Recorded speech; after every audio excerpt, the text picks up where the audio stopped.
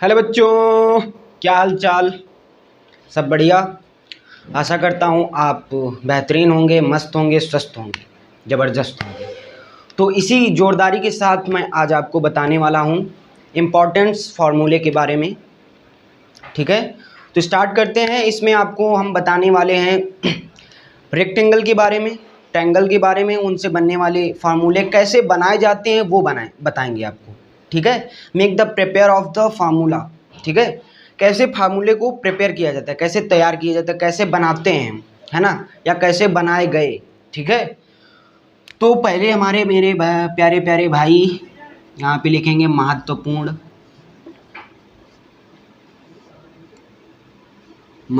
सूत्र।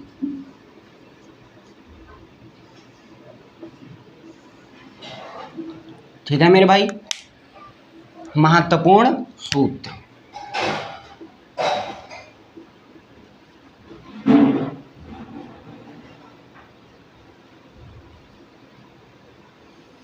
इसको इंग्लिश में ये कहते हैं इंपॉर्टेंट फार्मूला। तो भैया पहले हम बात करते हैं किसकी, आयत की। काहे की बात करेंगे मेरे भाई, आयत।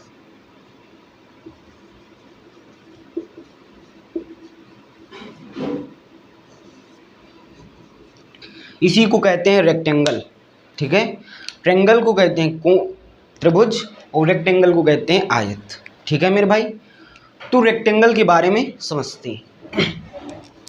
तो सबसे पहले इसकी जो शेप होगा, इसका शेप, तो शेप इसका कैसा बनेगा मेरे भाई, वो देखते हैं।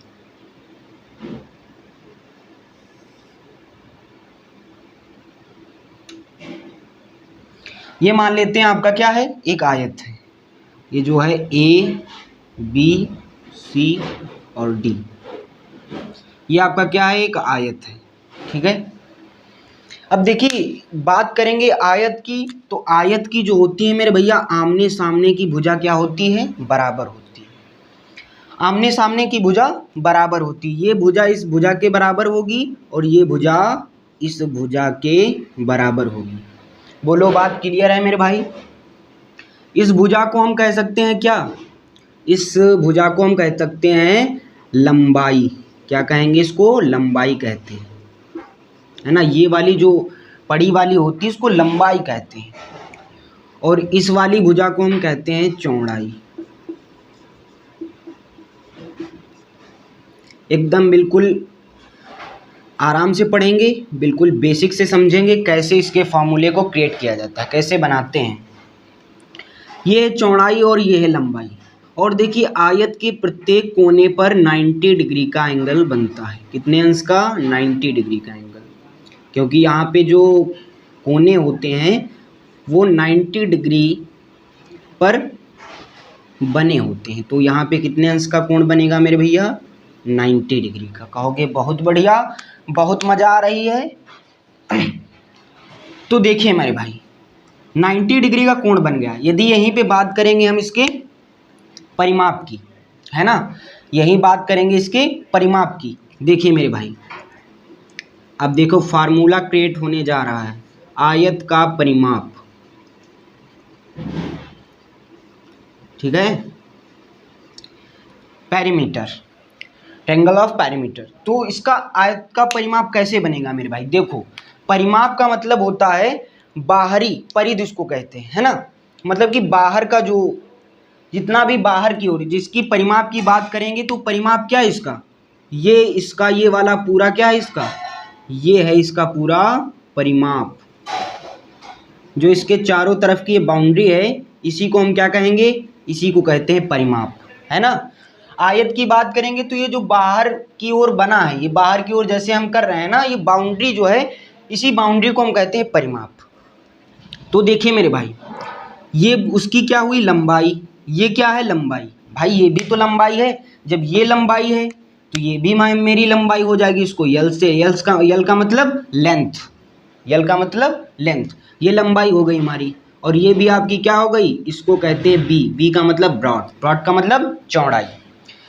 आपकी क्या है, देखो ये लंबाई और ये लंबाई, ये चौड़ाई और ये चौड़ाई। बात करेंगे इसके बाहरी परिधि की, परिमाप की, बाउंड्री की, तो कैसे बनेगा। देखो भैया मेरे, ये लंबाई है, ये चौड़ाई है, ये लंबाई है और ये चौड़ाई है।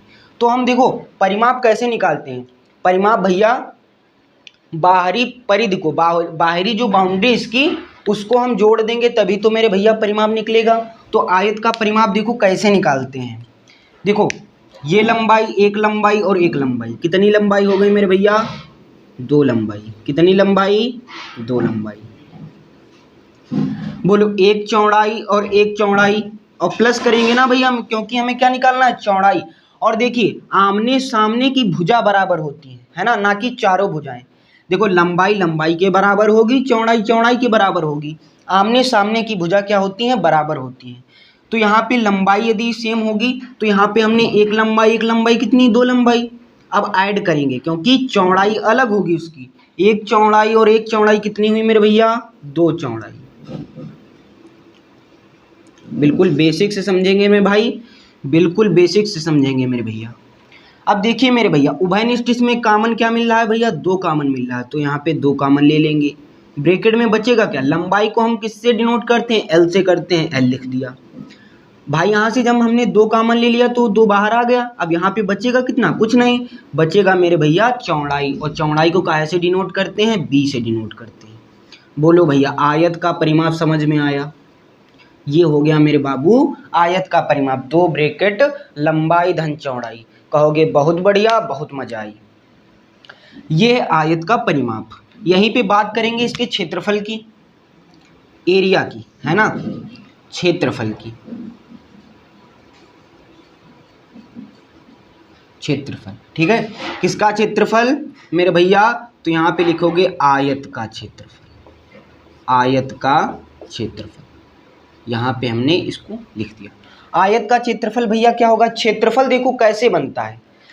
क्षेत्रफल यदि आयत की बात करेंगे तो क्षेत्रफल बनेगा उसकी लंबाई और चौड़ाई के जो मल्टीपल होगा, मल्टीप्लाई इसकी करेंगे लंबाई और चौड़ाई की, उससे ही हमारा क्षेत्रफल बनता है, ठीक है।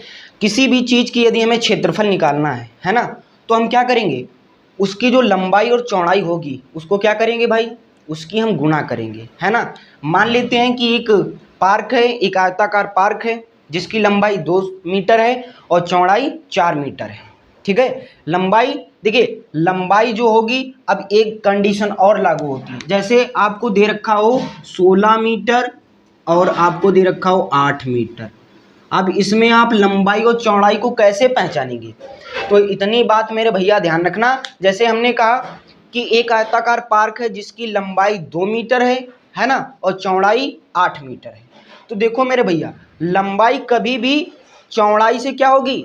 कम नहीं होगी, ज़्यादा होगी, है ना। तो जहाँ पर ज़्यादा वैल्यू दे रखी है वो हमारी क्या होती है? लंबाई होती है ना। क्या होती है? लंबाई। इसलिए आयत का जो आयताकार पार्क होगा वहाँ पे उसकी लंबाई कितनी? 2 नहीं होगी, कितनी होगी? 8 होगी, क्योंकि लंबाई ज़्यादा होगी और चौड़ाई कम होगी। जहाँ पे ज़्यादा वैल्यू दे रखी होगी वो लंबाई होगी और जो कम होगी वो क्या होगी? उसकी चौड़ाई होगी, ठीक है। और उससे भी कम क्या दे रखी? उसकी ऊंचाई दे रखी होगी, है ना। बात समझ में आई मेरे भैया?